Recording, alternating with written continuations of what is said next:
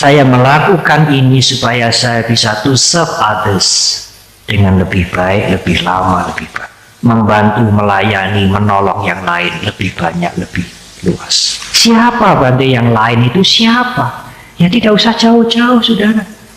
Kalau tidak bisa banyak-banyak, ya keluarganya sendiri toh.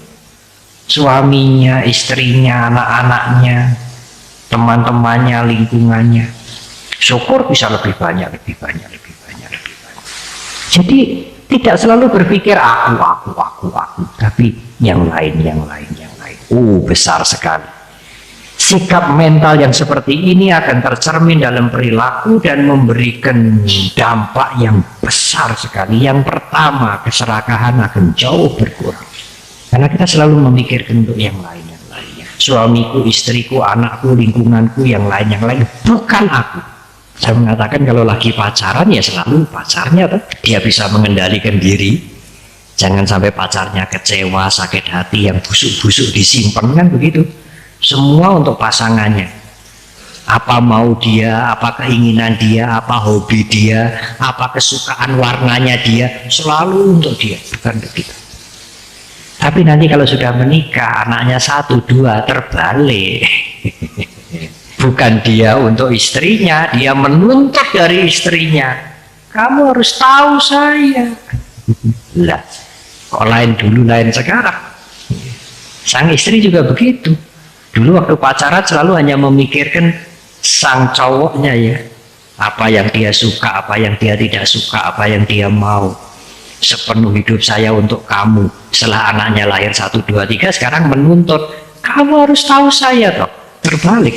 Kenapa kok tidak seperti dulu sepenuhnya untuk yang lain? Sekarang kenapa kamu minta untuk diperhatikan terus-menerus ya? Dia minta diperhatikan suaminya, anak-anaknya, dia minta dibahagiakan suaminya, anak-anaknya, suaminya, anak-anaknya harus mengerti segala sesuatu tentang dia, jangan menyulitkan dia, jangan mengecewakan dia. Mengapa harus begitu? Tidak masuk akal.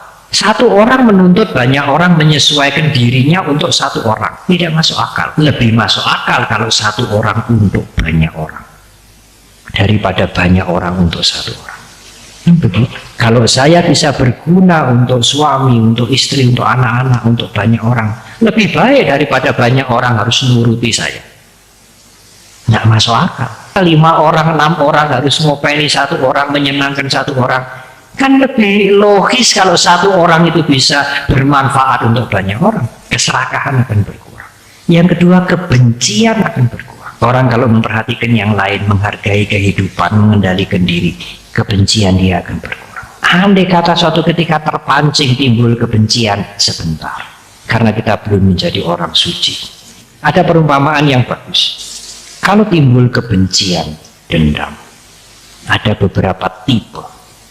Tipe yang pertama, orang mencatat kebencian yang timbul, kemarahan yang timbul itu dicatat seperti orang memahat batu. Jadi kebenciannya itu dilakukan seperti orang memahat batu. Wah, itu bertahan berpuluh-puluh tahun, ingat terus. Yang kedua, orang mempunyai kebencian juga, rasa tidak senang sampai timbul kebencian, kemarahan, tetapi seperti menulis di atas pasir. Iya, timbul sebentar, tapi nanti kena angin, kena air, hilang. Udah hilang. Itu lebih baik. Tapi ada orang yang masih terpancing kebenciannya, kemarahannya, tapi seperti menulis di air. Hilang, wis ya wis, sudah selesai. Tapi yang paling baik, kalau timbul kebencian, kemarahan, lakukanlah seperti menulis di angin. Selesai. Tidak melekat sama sekali, sedikit pun tidak melekat. Wis ya wis, selesai sudah.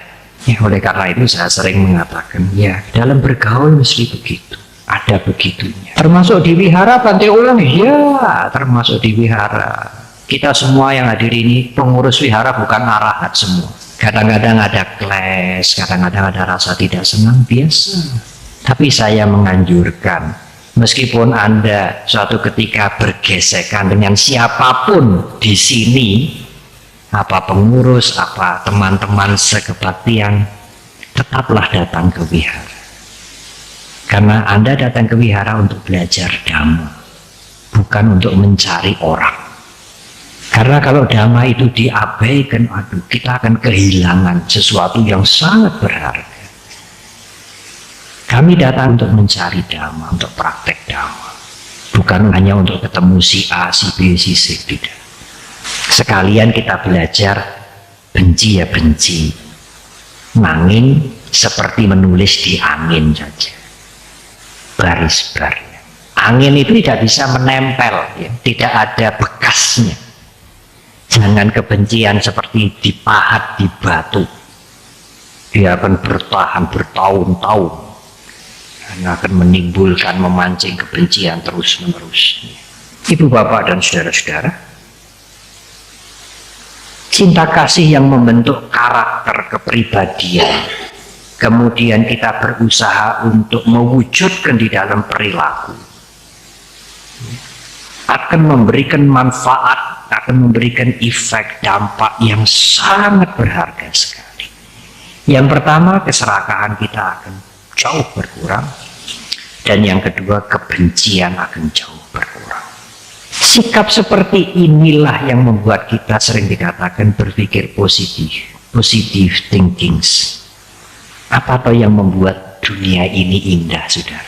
Apa toh yang membuat Anda bahagia dan melihat dunia ini indah? Kalau saudara punya positive thinkings.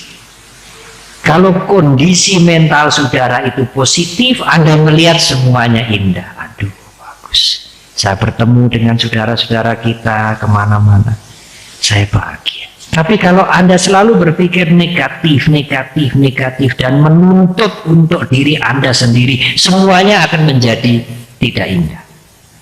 Semuanya akan menjadi penderitaan. Karena saudara sendiri yang menjadi sumber penderitaan. Ada sumber penderitaan di dalam diri Anda, bukan dari luar. Kalau ada sumber kebahagiaan di dalam diri Anda, apapun yang saudara dekati, saudara temui, saudara lihat akan jadi kebahagiaan semua. Andai kalau kita sakit di rumah sakit, masih bisa. Kalau Anda sakit di rumah sakit berbaring, masih bisa berbuat untuk orang lain. Berbuat apa, Om? Karena napasnya mau berbuat apa? Ya nafasnya itu dipakai untuk berbuat baik.